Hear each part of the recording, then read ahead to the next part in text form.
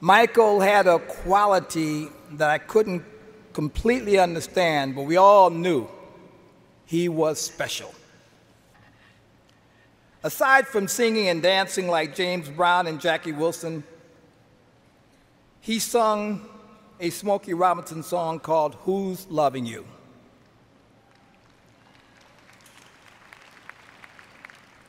He sang it with the sadness and passion of a man who had been living the blues and heartbreak his whole life. And as great as Smokey sang it, I thought Michael was better. You know. I went to Smokey and I said, "Hey man, I think he got you on that one." Smokey said, "Me too." That was Motown. Motown was built on love and competition, and sometimes the competition got in the way of the love, but the love always won out. We competed on everything. In California, we had a baseball game every week, the Jacksons versus the Gordys. Unfortunately for us, Tito and Jackie were big home run hitters. They would knock the ball out of the park. But then, so was my son, Barry. And I'm not going to tell you who won most of the games, but I will tell you that the Gordys cried a lot. And even though little Michael was the catcher for the Jacksons and missed a lot of balls, we still cried a lot. But we swam and we joked and we played games. And when Michael performed his songs, you could feel the happiness in his soul, because that's what he loved to do. Michael inspired me so much that for days I walked around humming a bright little happy tune with him in mind. Oh, baby, da da dee da da, da da da da da. Then I put a group together and we came up with 4 hit records for them: I Want You Back, ABC, The Love You Save, and I'll Be There.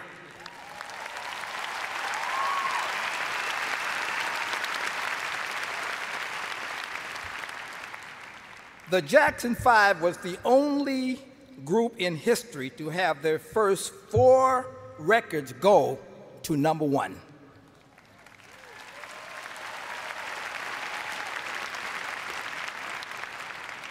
In 1983, the brothers reunited and returned to do Motown 25th anniversary show.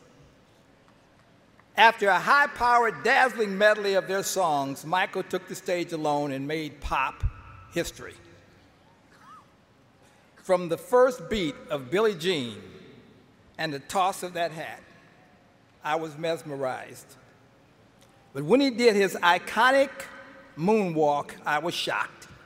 It was magic.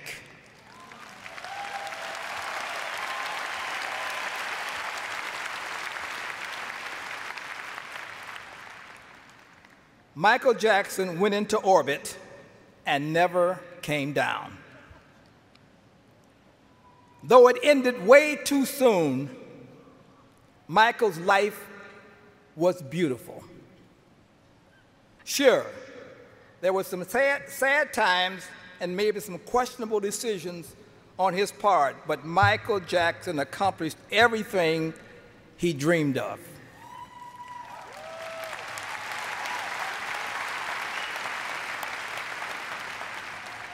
At 10 years old, he had passion. He had passion to be the greatest entertainer in the world, and he was willing to work as hard to do whatever it took to become what he indeed became, the undisputed king of pop, the world over.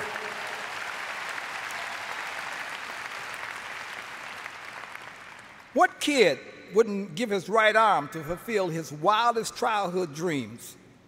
Michael loved it all, every moment on stage, every moment in rehearsal. Michael loved creating what had never been done before.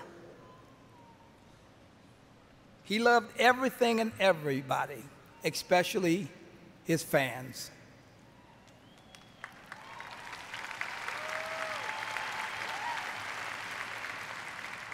I must say, though, that he did have two personalities. Off stage, he was shy, soft-spoken, and childlike. But when he took the stage in front of his screaming fans, he turned into another person.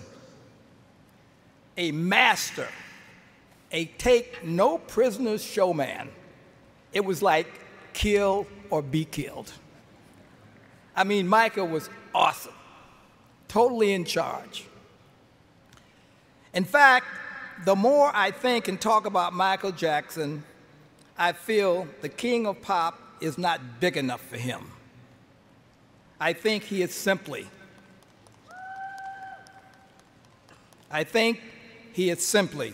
the greatest entertainer that ever lived.